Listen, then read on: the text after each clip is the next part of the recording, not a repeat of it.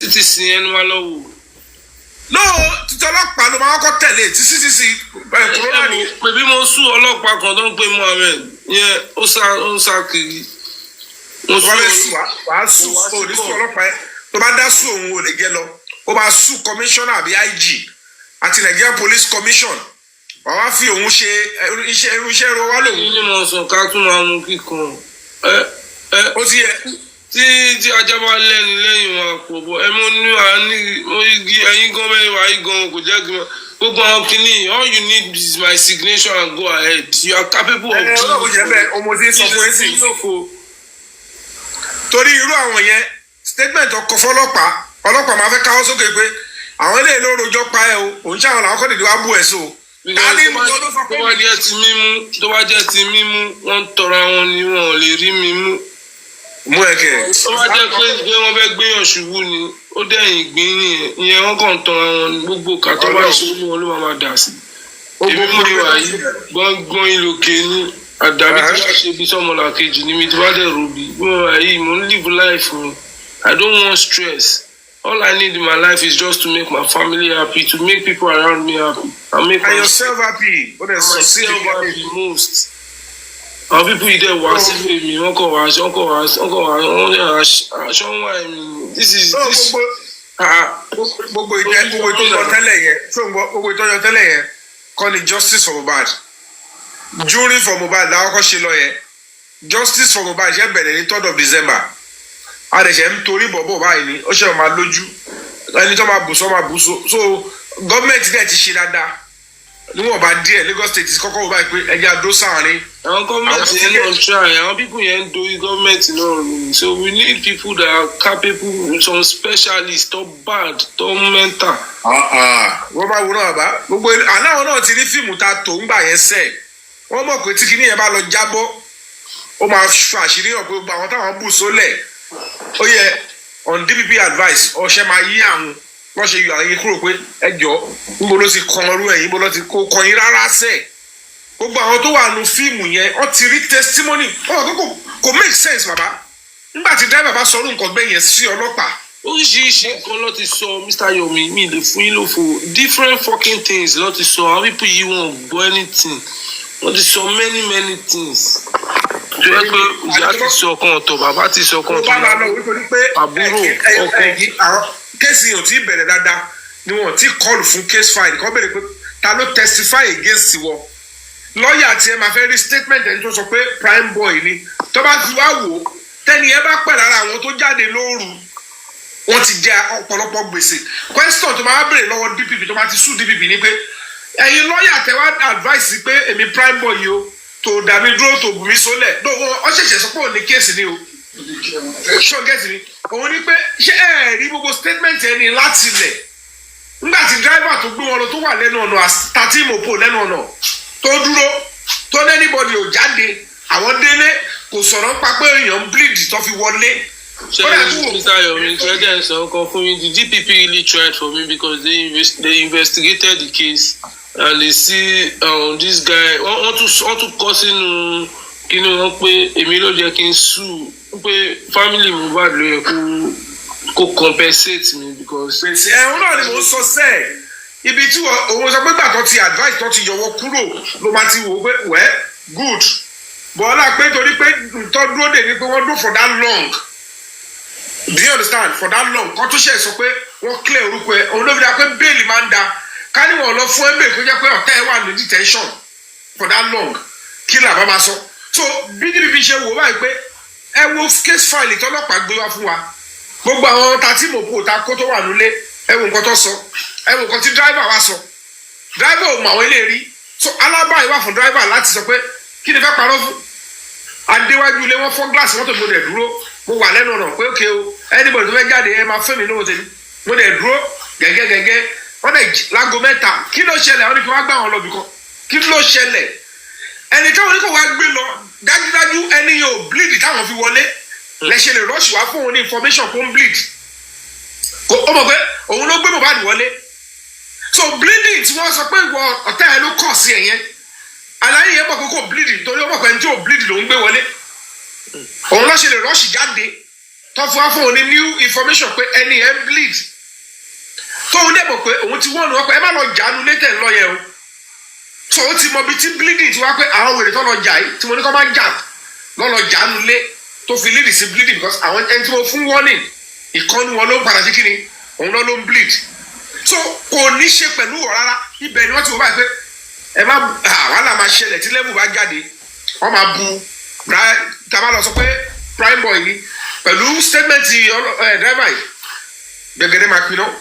So now the question now is this tí wọ́n bá ti béèrè pé ẹ fẹ́ mi ní case file mo fẹ́ wọ ẹni tó sọ pé èmi ni kẹfì bu èmi so as prime suspect because ẹ lè rí testimony driver yẹn kẹtù máa sọ pé mi ni prime suspect ta ló fún yín ní information tí ọlọ́pàá fi wá lórí pé wọ́n fi pè mí ní prime suspect ọba sọ pé wọ́n nídìí mi ó yàtọ̀ but commissioner fún rẹ̀ ló sọ pé lọ́wọ́ Yorùbá yẹn sọ lọ́yìí o lórí spiritual evidence the prime suspect is owódùn ní kìnnìkan lórí level yẹn pé ẹ sísà báwo ló ṣe jẹ́ mi àwọn ọ́fíìsà yẹn tó investigate mo fẹ́ mọ̀ wọ́n torí pé kò sí bleeding tó fi délé torí bleeding tó sọ yẹn ó kọ́kọ́ strange sí driver tó já Mohbad lẹ̀ torí kò gbé ẹni tó bleed lẹ̀ ó lóun tún sọ fún ẹ má lọ jánu lé wọn ò lè máa bleed kó ló máa fún wọn ní Mohbad ò lè máa bleed kó wá rush jáde padà wá kó máa strange sí pé kí ló ṣẹlẹ̀ kọ́ ní Mohbad ń bleed kò sí epo ń bì rárá wọn lọ ṣe sàyè ṣe mọ́tò Mohbad wọ́n fi lọ now if that is the story láàrin mi àti ẹ kí ló dé tíyàwó àtàdúrà kí ló dé tí wọn sọ̀rọ̀ ń pa ẹ̀ and if they have told the police truly that means pé ọ̀tọ̀ ni fáìlì tó wà wájú gọ́vnà lórí kéèsì Mohbad ọ̀tọ̀ ni fáìlì tí wọ́n fi ṣe kéèsì tó fi arrest everybody orí level yẹn lásán everybody gbọ́dọ̀ ṣe kéde wọ́n gbọ́dọ̀ bóyá lọ that is where injustice has come to play so the ship of injustice ó ti ń gbórí lọ́bù míì wọ́n ti ń dá padà tó gbogbo agídí náà fi dá padà ń sìn kò ń ṣojú lásán no be small no be child's play to redirect the ship of injustice kó wá fèsì bí ti justice wà so at the end of the day gbogbo rọ pé àwọn kan wá láti external àwọn kan ló ṣe kíní kan táwọn external bá wà involve ní táìmù yẹn èmi ò lè sọ last joker ó ń bọ̀ ó dẹ̀ máa jáde very soon by the special grace of God. Inshallah. ó yẹ then 3 seconds tí wọ́n wá jù sẹ́mi àti confession èmi ti di complainant báyìí wọn ò lè yọ èmi kúrò ní kéèsì yẹn Mohbad ti mọ̀ pé ẹ ṣáà wo aláyé ìwọ̀ àjùmọ̀ àwòrán wa pápá títí level máa fi jáde ni torí tó bá yẹ pé kò sí pé wọ́n involve mi by now end of justice for Mohbad òun là ń wè ibi tó fẹ́ gbégbá lọ sí gbégbá yẹn script yẹn ó ti complete. It was when you came out then it be justice for Mohbad that was when all this confusion started all this war all these interviews all these suing ìnìkan gbàkan àlọkọt ìnìkan àdúrà sáré orí òkè yá. ọ̀rọ̀ ló fà á tí níbi sáré yọ pátá wọn kúrò mbẹ̀ tọ́sáré yọ pátá wọn pé. a lot of things started happening because they see people turning up for the justice so we should not. ọmọ tó mi ò kí n báyọ̀ sí ní rọ̀ òótọ́ lè máa jà fún wọ́n ti máa sọ fún wọn pé wèrè tó lọ dá sí kéèsì wàhálà ti ṣẹlẹ̀ èmi ò ń gba owó burúkú ní ayé mi èmi ò ń gbàgbé tẹ́lẹ̀ I stand by the truth and I stand by of course justice so inú mi dẹ́kọ̀ dùn pé wọ́n ti ẹ̀kọ́ yọrú ẹ̀yìn kúrò yẹn so bẹ́ẹ̀ ṣe yọ kúrò yẹn particularly ìwọ in particular. Mr. Ayọ̀kúnmọ̀ kan àní mo lọ sí péjì àwọn ọlọ́pàá ẹ̀sẹ̀ mo lọ down to 2023 mo yí orúkọ mi as wanted wọ́n lè yí post ẹ̀ síbẹ̀ this is what I want to fight for now nǹkan tó ń bí mi. káríkọ́ yọ kúrò ní. mo ò lè fẹ́ yọ àwọn ìpín yẹn I don't even know why wọ́n ti hó tó ń lẹ̀ wọ́n lè yín sọ fún àwọn like why is it like that.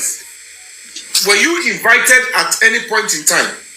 I was never invited, never for once invited then. ọlọ́pàá kò dẹ̀ pẹ́ kókó wà pẹ́. No, but you should know pé police. ṣé wọ́n pa fóònù ẹ̀ ń tà mí rárá. Fóònù tèmi fóònù Primeboy máa kú kè èmi tẹ́ kí fóònù mi báyìí always on ni mo ń retí kọ́là láàánú lójoojúmọ́ ni.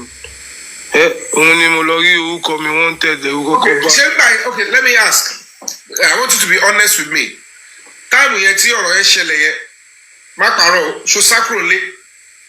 sákúrò lé báwo jẹ̀bi ìjọ́ kejì lọ post mi wọ́n tẹ ọjọ́ kejì mo tọ́nu ra mi yìí. ní ìjọ́ kejì kọ́ mo ní àti bẹ̀rẹ̀ tó sọ pé Mohbad ti kú yẹn. wọ́n ti tọ́ ẹ bó ti kú. inú wúdù mi la wà lókè lẹ́tù inú wúdù mi la wà. o ò súnlé àbí. mo ń súnlé mo wà ń lè mi àsọmọ gbóró wọgán lè kọ́kọ́ máa báyìí pé o sì ń gbọ́ yín. èmi kò ń ṣèmi nìkan gan mo wà èmi àtàwọn ọ̀rẹ́ mi kò ń ṣe àwọn tó pé àjọ lọ ṣó tó mọ̀ pé àjọ wà lọ́jọ́ yẹn throughout ẹ mọ àwọn àbúrò mi àwọn ọ̀rẹ́ everybody mọ̀ á pọ̀ we are just everybody kókó ń jà wá lẹ́nu ni a kàn ń try láti figure out what really happen.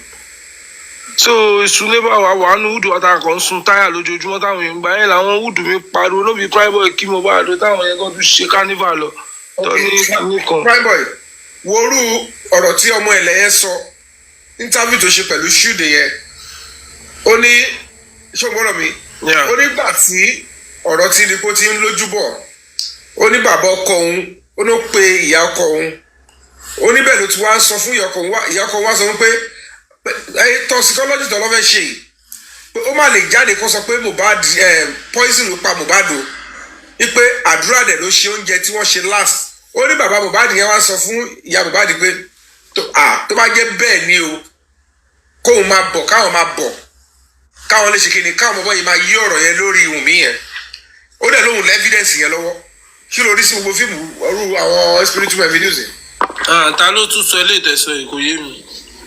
sọ́wọ́ gbọ́ gbogbo yẹn ni ṣé wá fídíò ẹ̀gá Wunmi interview tó ṣe pẹ̀lú ṣúdè first interview ó wá ń sọ síbẹ̀ pé àní lórí fíìmù tẹ̀sán yẹn wípé àwọn comment section wọ́n lè testify sí bóyá mo parọ́ nàbó tọ́ ni mo sọ ó wá ní pé gbà tí òun wà ní ọ̀dọ̀ ìyá Mohbad pé ọ̀hún àti bàbá Mohbad sọ̀rọ̀ ó ní bọ̀ ọlọ́run ní pé kóun record òun evidence ó ní ìyá Mohbad wá sọ fún bàbá Mohbad pé ó ṣeé ṣe kó jẹ́ pé poison lọ́mọ ló pa Mohbad o ó tó bá dẹ̀ pé poison ni àdúrà ló ṣe oúnjẹ tí Mohbad jẹ last wípé bàbá yẹn wá ní pé tó bá jẹ́ bẹ́ẹ̀ o ọlọ́mọ yẹn kóun pàdánù ọmọ ìkejì o pé kí ìyá yẹn máa bọ̀ káwọn bàbá yìí máa package gbogbo ọ̀rọ̀ yẹn kọ́ dalé òun Wunmi lórí kóun dẹ̀ ní evidence lọ́wọ́ tí máa ń parọ́ kan já mi ní comment section wàbláyé àwọn tó lè yẹn tẹ mo lè wá fídíò yẹn kọjá nìkan kí n tẹ. oríṣiríṣi ti ṣe náà náà nù. you understand? ó ti yẹ lọ́wọ́ sọ. all is true. Yomi, that's not the story. What's the story really? The composer ẹ̀ sí comment go sí wọn. yẹn wá fídíò yẹn jáde fún ẹ kó gbọ́ interview yẹn wọ́n ní very correct ẹbí tẹ̀fẹ́ wá fídíò yẹn kò ń ṣèkọ́ tó le tó sì yẹ so wá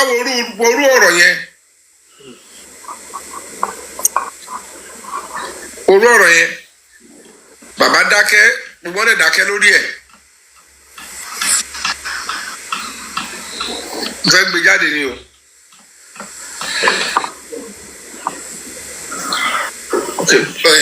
bọ̀lẹ́ntì yẹn sọ pé it's true. báwo ló tún ṣọ́ọ̀tì láìfù bọ̀bọ̀ ohun flewless yẹn èèyàn mú yẹn àbí kí ló pe ra yẹn ó ti yẹ kó wá ń screenshot picture bí wà mí wo profile yẹn ó wà ń private àbí ìwé kó wà mí screenshot yẹn ó sọ trash wèrè ilé Primeboy be careful wèrè. mo fẹ́ wá bí tó ti sọ pé. àwọn èèyàn tẹ̀ tí ń sọ pé it's true 100% it's true. ó ti yẹ so my question now is in a homicide case how come tó bá jẹ́ pé lóòótọ́ ni ó ṣẹlẹ̀ kí ló ti Wunmi ò petition pé bàbá yìí fẹ́ parọ́ pé òun lòún pa Mohbad mọ́ kí ló ti ò petition tó bá yẹ pé irọ́ ni Wunmi pa mọ́ bàbá yẹn kí ló dé tí bàbá ò petition ìpè evidence tó náà ní lọ́wọ́ yẹn tóun ti sọ bẹ́ẹ̀ pé kó parọ́ mọ́ ẹ òun tiẹ̀ fẹ́ gbọ́ ibi tí wọ́n ti sọ fún òun pé poison ó láìpẹ́ pé poison ló wà pa Mohbad o tó báyìí kóun tiẹ̀ gbọ́ kí ló dé táwọn méjì jọ dákẹ́ lórí ibẹ̀ yẹn wọ́n dẹ̀ fi ẹ̀yin tẹ́ ń ṣe ọmọ lọ́mọ tí wò ó dáná fún Mohbad tó ṣe kọ́kọ́ gbogbo picture tó ṣe wá ń jáde ohun tí ọ̀pọ̀lọpọ̀ mọ̀ ni pé it takes a whole lot ẹ kò máa wọ pé ọdún kan àtàbọ̀ ohun tí gbogbo family méjèèjì ti ṣe in conjunction tó ti lọ sin bọ́ yẹn tó dẹ̀ ti kọ script tó máa gbé fún public tó dẹ̀ rí pé ó ń béèrè fún justice wọ́n rí pé wọ́n ní evidence kankan lọ́wọ́. But Mr. Yomi, has Mohbad been buried? According to what we know, he has not been buried. According to, and the question ni pé àwọn olóòtú ẹ̀ nílẹ̀ láti lọ sí báwo ló yẹ fẹ́ sí Mohbad ṣé bàbá fẹ́ trust ìgbà ló ṣàyẹ̀ ti lọ ṣáàdúrà lọ fẹ́ sọ kó lọ sí Mohbad ni ṣé blessing tọ́nú ń jù kan sójú olórí kí ló fẹ́ jù ègé nísìn ṣé pátá ló máa lóhùn tó fẹ́ jù ègé kí ló fẹ́ jù tọ́ so at the end of the show ní moral right ṣé blessing yẹn tó bá tiẹ̀ lè lọ bẹ̀ wọ́n again ṣé Wunmi yẹn gan náà lè lọ bẹ̀ ṣó ní moral right láti lọ sí Mohbad so kí lè kọ́ ruin life bọ̀bọ̀ yẹn débi pé even the real burial tó máa deserve sí only the public nìkan ló lè lọ sí Mohbad pẹ̀lú inú mímọ́ àtàyà funfun so nísìnyí ìdí tí wọ́n ṣe ń lọ́tì kọ̀ nìyẹn pé ta la fẹ́ rán lọ kó lọ sí àfi tó bá yẹ pé stranger lọ́ba ní ẹ ṣáà lọ bù mọ́lẹ̀ bí kan at the end of the day everybody were there bàbá ti fi orúkọ Mohbad ó ní láìfowó ti bẹ́tà lẹ́yìn Mohbad ó ti gba mọ́tò ìyá náà ti gba mọ́tò gbogbo Mohbad àdúrà náà ti bẹ̀rẹ̀ sí kọrin question tí a máa bèrè pé ta ló ń sponsor orin àdúrà ta ló ń ba syndicate yẹn o tí kẹ́kọ̀ọ́ mọ̀ sọ ta ló ń bọ̀ ló ti rí owó tó ń ṣe fídíò tó ń ṣe. ṣàṣọ ṣe fídíò ni. ó ti ṣe fídíò orí fídíò ẹ̀ níta ni wọ́n ti máa pé ó ti òun náà ti lọ fi style ṣe mídíà tọ̀. ó gbọ́dọ̀ sílẹ̀ nítorí pé ọ̀rẹ́ ẹ̀ ṣì ni Mohbad má sọ pé toró kú ọlọ́run ẹ̀ ti kó wọ yọ.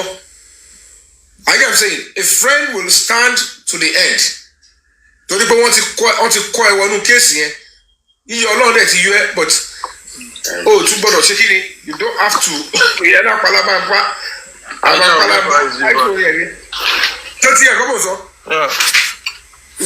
ìwọ ni family ẹ̀ àwa táwa ní industry àwa ni family Mohbad. We must not let him down. And we are not going to let him down. And we are very close. Baba, tí máa sọ fún ẹ pé we are very close. Mo mọ tí mo sọ. Ọlá pé close yẹn, ẹni tó máa pull out, n ta fẹ́ pull out, ó gba bàbá serious strategy and kéèyàn bá kọ̀ lọ pull out sọ owó kó má lọ bọ́ sẹ́ńtì. So, ṣó ti yẹ level yẹn, òsibí tó lè wọ́ máa gbóògùn ọ jáde. All of them, all my daddy, because when we get to that stage, everybody must come out and we must fight and demand that true justice must be served.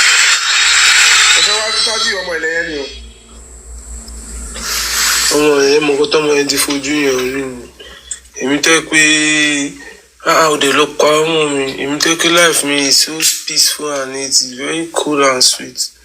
Tí wọ́n á jayé mi ní mẹ̀lọ́mẹ̀lọ́ ó lè rọra lọ wo falling ó lè lọ ń wá èmi àtọ̀rẹ́ mi ta á ń live life ọmọ ọlọ́mọ ń sọ fún mi kó òun fẹ́ ra vela ni ó lóun fẹ́ ṣe nǹkan ńlá ló máa ń sọ fún mi inú mi máa ń dùn ní a fẹ́ ya fídíò official video orin wa àwọn ilé ẹ̀rọ fọ́ọ̀lì a ní ọkọ̀ lọ gbọ́ story bá story kí ló ṣẹlẹ̀ come down from my car. Àfi ló ṣẹlẹ̀ wúwa ó tún lè lé ibà ẹ̀. Ìwà ẹ̀ strange gan sẹ́ ẹ̀. Wọ́n mi ò ní power kí ni wọ́n ní. Ṣé mo fẹ́ bá wọn ṣé mo fẹ́ máa jà ní mi ò lọ I don't fight. If you know me very well you know I don't fight. Not even in public. Public ni gbogbo bẹ́ẹ̀ ibẹ̀ tó rò pọ̀ sí yẹn. Àwọn battalions ló kún bẹ́ẹ̀. Wà lọ gbé gẹ̀ẹ́sì tó kọ lọ já àwọn orí mo wá dìbà ìgbà tí máa pa ẹ́.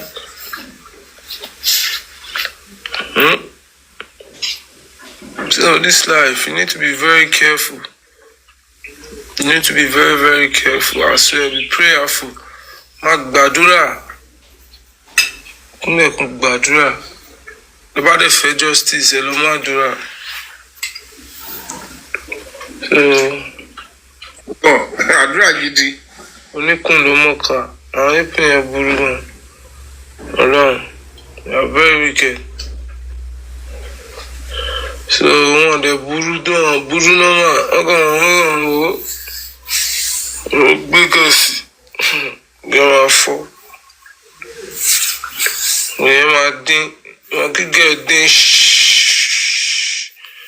because mi ò bí wọn náà wọn lóhùn kò bàbá náà. Mr. Yomi. He has tried to take my right away from me as a woman. I could not even sleep. Like, I had to stop breastfeeding my baby. My father-in-law wanted to be in control of my husband's properties. If your son and I married to the world, one thing I would tell him is that even if the whole world do not believe what I've been saying, you know deep down that you maltreated my husband. It has really gotten to a point that I said that I speak up, I enter in silence.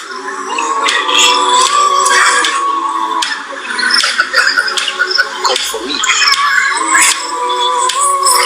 So go there be our Yes. And so he already started talking about the DNA. yes, that was when I called him. Right, that's when you now called him. Yes. So he made me understand that why do I have to take Liam to my mother-in-law's place? Like, is it not the owner of his grandchild? Like, trying to make me feel like a bad person. But I understand where he was heading to. So I just had to apologize to him to make things, to make things calm. And I asked him again, like, what happened? Why are you doing this to me? Right. Then he responded by saying, he's sure that a lot of people would have called me to tell me what he wants. And truly, a lot of people called me. My dad, my mother-in-law, my husband's friend, and few people we have around literally called me to tell me what he wants. And he told my father whatever that belongs to my husband, I know that I have access to. I should make sure that I hand over everything to him, including the landed property God for Liam. So I told him the same thing that he has been telling people, like, this is what these people are telling me.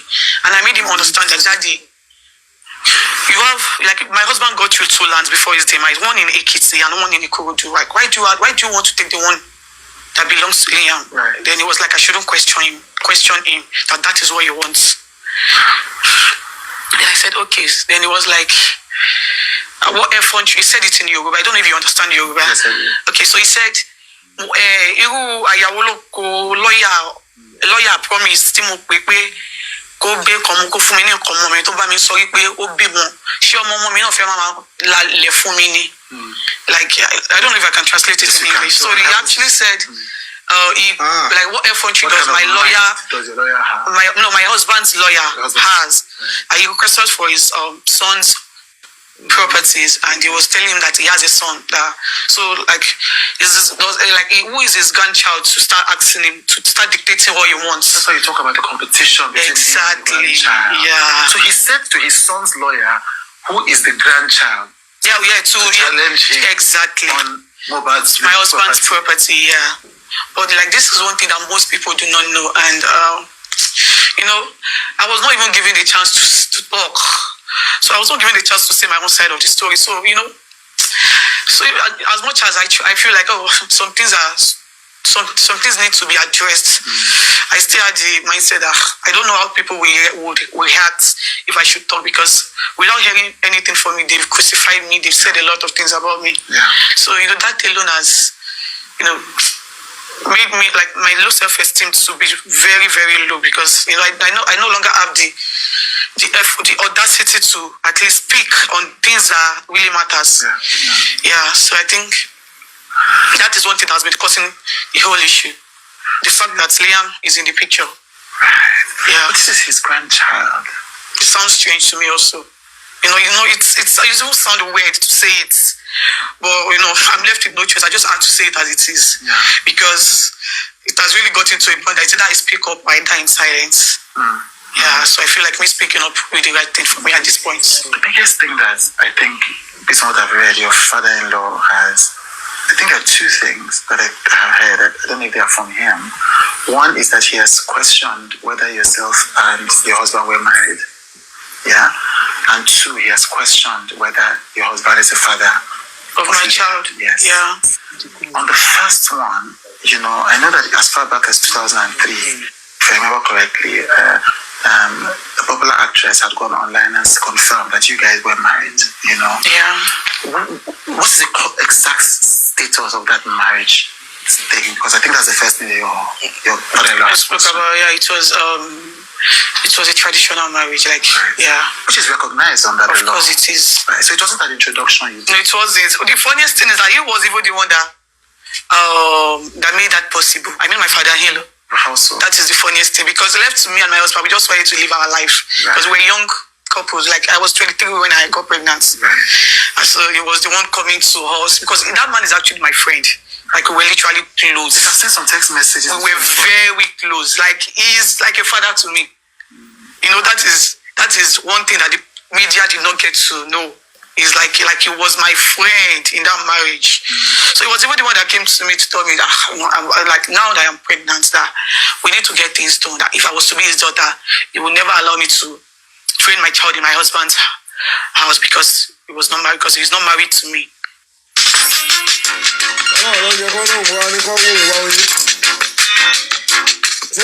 Estimated £32 billion to be repaid as part of the missile millions were sold commission without being told. It's why so many are now claiming money back. I should go to my parents' house. I should get a list and send it to him. So your father-in-law is the one that even encouraged you guys to. That is the funniest thing. Left to me, I won't get married, because I knew my husband loved me, and he knows I love him too. So we just want to live our life. Right. So he was even the one that initiated that marriage. Right. And he was present, of course, during the marriage. He was the happiest. He called me early morning on my introduction, on my marriage, on my engagement day. I think I was 16. He called me to pray for me. Like, it was the happiest that day. It was the happiest. Yeah, because my husband is not here to defend. It's so sad. It's really sad. But that's the core reality I now have to face. It's really sad, honestly.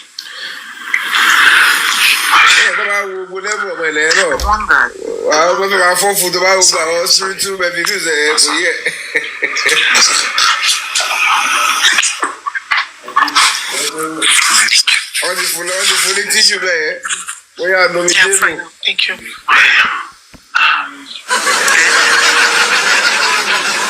Yeah. How did you hear that? I got to know online. So he came online and did a video. He never called me. He never called any of the family members to ask for the DNA of Liam. So he just came online and said, nobody's not the father of the child. I swear to God. Did you call him after that? Of course I did. And then what did he say? He didn't say anything. He was just saying, why do you have to take Liam away from him? Like, he didn't, like, I was expecting him to talk about the paternity. Like, ask me for the DNA, I'm your daughter-in-law. He never did. Even when I called him, what he was telling me was, why do I have to take Liam away from me? So it's like he's punishing you for... Yeah. Is everybody in the family that can call him? So Hoda? Yes. He's the head of the family. I think he should be in his late 50s. So he's the head. So I don't think there should be anybody somewhere that would, because he knows what to do, he knows the right thing. But he's just using the DNA as a tool to punish me. To punish my son and I. Yeah. When's the first time he asked for a DNA test in public? So when the DNA narrative came out, at first I didn't take it serious, because I was like, who is this guy asking for the DNA of my child? Like, who is in the grand scheme of things? Like, this guy is nobody to us. Why is he asking for the Who is the person that asked? I don't want to mention his name. Right. Social media. Social media content creator. Yeah, okay. Right. I was like, why is he asking for the DNA of my child? So at first I didn't take him serious. Not until my father-in-law started talking about it. And I had to put a call through to him. I called him, I asked him again, like, Daddy, what really happened? Like, why are you doing this to Liam? And he kept on saying, why do I have to take him to my mother-in-law's place? does it bear my mother-in-law's surname? Like, what effort do I have to take him to my mother-in-law's place and not his own house in Ikorodu? Is it not the owner of his grandchild? No. I still try to tell him that day. I'm scared because I've been going out there to say different things about me. You cannot keep doing this and expect me to bring him to you. And he was like, okay, it's a problem. And he hung up. I was expecting to talk about the DNA, but he never did. So I think, no, the next day he went on live on TikTok, on Instagram, like to talk about the DNA again. Like he tried talking about it like almost every day. So I think 3 days after I called him again. Like I wanted to ask him, like, what does he really want? Like I really want him to stop going out there. Defame my name, but he didn't pick up my calls. I called him repeatedly for like a week, but he did not pick up. I stopped calling. So I think around November, he sent a message to my lawyer. Okay. Yeah, he sent a message to my lawyer that I should bring Liam to him, that he wants to perform a DNA test on him. So my lawyer sent it to me, and I told my lawyer that I am scared. I'm scared to take my baby to him because he has gone out there to say so many defamatory things about me. He has said that he hates me so much. mi ò tí gbọ́ interview ẹ̀ mi ò tiẹ̀ fẹ́ anything tó máa mú mi lọ sí story as a voice ẹ̀ tó máa ń ṣe pé nítorí mo kàn fẹ́ gbọ́ nǹkan náà ni mi láti máa gbọ́ voice ni.